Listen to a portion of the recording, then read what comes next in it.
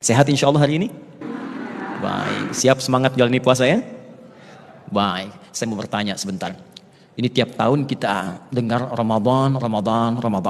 Apa artinya Ramadan? Puasa. Apa artinya puasa? Ramadan.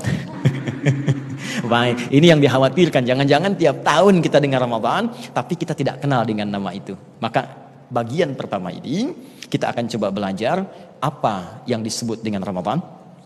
Apa rahasia di balik nama ini? Sehingga saat mendengar nama itu, yang terngiang di benak kita bukan sekedar puasa, tapi rahasia-rahasia yang dijanjikan oleh Allah dan Rasulnya. Baik, kita mulai dengan pembahasan arti dari kata Ramadan yang disampaikan lewat Al-Quran dan hadis-hadis Nabi SAW. Kita mulai dengan Quran surah kedua Al-Baqarah, mirsa dimanapun Anda berada, ayat 185. Puasa yang kita tunaikan saat ini, waktunya disebut oleh Allah, namanya dengan Ramadan. Syahrul Ramadan alladzi unzila fihi al-Quran. Kata Allah, hei orang-orang beriman, tunaikan puasa itu di bulan Ramadan. Nah, ketika disebutkan bulan Ramadan ini, maka para pakar bahasa Arab menggali maknanya. Kata para pakar, kata Ramadan ini asalnya bermula dari kata Ramadha ditambah alif dan nun di ujungnya. Ramadha secara bahasa artinya panas yang terik membakar. Jadi kalau kita keluar misalnya, atau orang Arab sedang keluar, tiba-tiba merasakan panasnya terik, membakar ke kulit, mereka akan berkata, Ramadatis syamsu. Matahari teriknya panas luar biasa. Tapi kalau teriknya bertambah lagi, sampai menghanguskan benda-benda sekitarannya. Ada kertas, hangus, habis, tak tersisa bahkan debunya. Ada benda lain, habis, hangus. Maka dalam bahasa Arab, rubah kalimat Ramadhan dalam bentuk superlatif, sighah mubalaghah. Maka rumusnya tambahkan alif dan nun di ujungnya. Dari Ramadhan menjadi Ramadan. Secara bahasa berarti panas yang sangat terik membakar sampai-sampai menghanguskan semua benda di sekitarnya tak bersisa. Bahkan debunya pun tak nampak. Nah, kenapa bulan saat kita puasa ini dinamakan dengan Ramadan? Kata para pakar bahasa, pakar hadis, pakar Al-Quran, meneliti ayat dan hadis-hadis Nabi menyimpulkan bahwa diberi nama dengan Ramadan seakan-akan Allah memberikan pesan kepada kita bahwa khusus di bulan ini Allah akan membakar, menghanguskan semua dosa yang pernah kita kerjakan dari mulai balik sampai tiba kita di waktu ini. Karena itu orang-orang dulu saat mendengar Ramadan, yang terbayang bukan puasanya. Bukan lapar hausnya, yang terbayang dosa saya habis, dosa saya habis, dosa saya habis.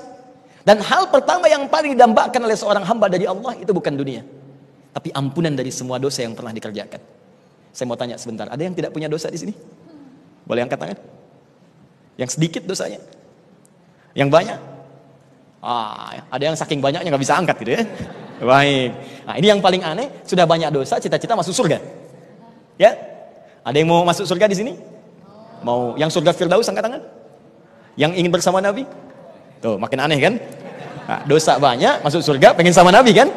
Nah, maka kita harus punya rumus bagaimana menggugurkan semua dosa ini, karena rumus surga terkait dengan pahala. Dosa menggugurkan pahala. Jika Anda ingin masuk ke dalam surganya, maka gugurkan semua dosa-dosa itu. Maka Allah datangkan Ramadan untuk menggugurkan semua dosa yang pernah kita kerjakan. Muncullah kemudian hadis dari Nabi menerangkan tentang makna yang kita bahas tadi, terdapat di Al-Bukhari. Nomor hadis 37 sampai 38. 37 berlaku di malamnya, 38 berlaku di siangnya. Saya bacakan hadisnya, kemudian kita diskusi sejenak. Perhatikan kalimatnya. Man shoma Ramadhana. Siapa yang mampu berpuasa di bulan Ramadan. Ramadan saja kalimat itu disebutkan. Imanan wa ihtisaban, dia lakukan karena Allah dan dia berusaha beramal saleh di dalamnya. Ghufira lahu ma taqaddama min dzambi. Maka Allah berikan anugerah pertama kepadanya, diampuni semua dosa-dosa yang pernah ia kerjakan selama hidupnya. Itulah Ramadan. Paham sampai di sini? Baik.